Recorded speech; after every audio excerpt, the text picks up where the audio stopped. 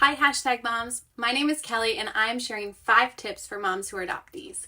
I'm a nutritional therapy practitioner, and I help mamas get pregnant, have healthy pregnancies, and empowered births. And today, I'm honored to have a conversation around a topic rarely discussed, and that is navigating motherhood as an adoptee. I was adopted at birth, and to be honest, it was a real struggle for a long time. I loved my family, but I had so many questions growing up. I dealt with feelings of rejection, abandonment, and even feelings like being an outsider. Honestly, I can't fathom my life unfolding any other way. And I see how God's hand wove together a beautiful story in the midst of really hard circumstances. A little bit about my background is that I had very little relationship with my birth father before he passed away. But I'm really grateful I have a good relationship with my birth mom. And I know that's not the reality for all adoptees. But before I ever became pregnant, became a mom, I thought I had actually dealt with the hurts, the resentments, any negative beliefs I had. But when I was pregnant with my daughter, everything, like a whole flood of emotions, hit me like a freight train. And I tried to process, and I was wrestling with how could my birth mother have ever parted with me at birth. I mean, my brain understood it, but my heart was left wanting for more. So like other moms, I have my days, I have my weeks, even my months where I get stuck in the woes of life. But I found a few practices and things that have helped me along the way, especially when this part of my life shows up unexpectedly in my day-to-day and my motherhood. So this leads me to my very first tip for mamas navigating motherhood as an adoptee, and that's to allow yourself to feel the feels. Now, I'm not talking about getting stuck in your emotions because they can get the best of you, but what's important here is to experience whatever feelings might arise: confusion, grief, anger, resentment, hurt, or maybe something else. I found when I practice moving through my emotions, it gives my children also permission to do the same. And it helps us not store those emotions in our body, which can lead to physical sickness. If you want to explore the body-soul connection deeper, I recommend reading The Body Keeps the Score. It's really eye-opening.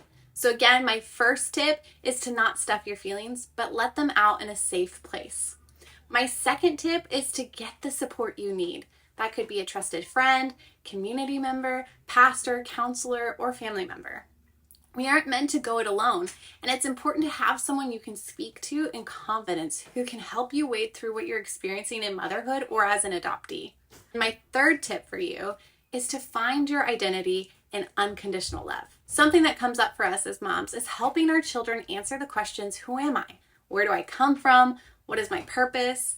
My daughter's now 5.5, and she's been asking all sorts of deep questions lately, which begs me to ask myself, well, who am I? Where do I derive my identity from? Is it from my family heritage, my nationality? In my role as a mother or professional? Am I finding my identity in my children or that influencer on my Instagram feed or someone else? And as an adoptee, you might be like me and not know your family history. I don't know much of anything about my biological father. My kids share a quarter of his DNA.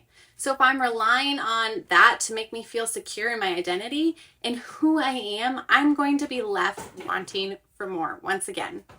And if I hold on to old wounds or beliefs such as I'm unlovable, I'm rejected, abandoned, those can carry over into my most intimate relationships and ultimately be a source of broken connection. So the one thing I found to help me answer the questions of who am I is to take them straight to unconditional love, which is available to everybody. I've learned I must find my identity beyond who my parents are, my heritage, ethnicity, my roles, my beliefs, and feelings. All of these are good and they can help shape who we are, but I've experienced too many times still wrestling with this question. And when I go to unconditional love, I find rest. And I believe this type of love, it must be received first from God and beyond. It's beyond anything I can conjure up on my own. It must be received like a divine download. My fourth tip is something that isn't easy, but it's helped me immensely in motherhood, and that's to practice forgiveness. Forgiveness brings both freedom, both in giving it, but also receiving it. Just this week, something popped up for me that triggered feelings of being an outsider once again. But you know what I did? I felt the feels. I talked to my husband. I was reminded of who I am, rooted in love, and then I was able to forgive. This is especially important because familial relationships, they can be multi-layered, complex, and oftentimes no one really means harm. I found many times when I get hurt or offended, it's my own stuff, it's my own projections that get me into a funk or cause me to respond out of hurt, when no one was actually intentionally trying to actually cause me harm.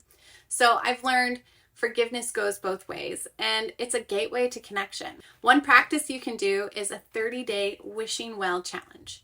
Simply set aside 5 minutes a day for 30 days to think about someone in your life that's hurt you or is challenging to love, and just simply wish them well for 5 whole minutes. This can really help shift your attitude towards that person. And if you're looking for a good book, my favorite book on forgiveness is Left to Tell by Immaculée. She's a survivor of the Rwanda genocide, and her story forever changed my perspective on life and forgiveness. And my final tip for you is to speak affirmations over your kids. Some common ones I speak aloud to my children daily are: you're chosen, you're wanted, you're loved, you have purpose and destiny, you were born for such a time as this. When I regularly speak these things to my children and myself, it helps to cultivate a loving and peaceful atmosphere in our home. I hope this has been encouraging. You're wonderful, Mama. Keep up the hard work, and thank you for letting me share my experience with you. If you're an adoptee mama, I'd love to connect and hear from you in the comments. What tips do you have for the rest of us? And I'd love to learn from your experiences as well.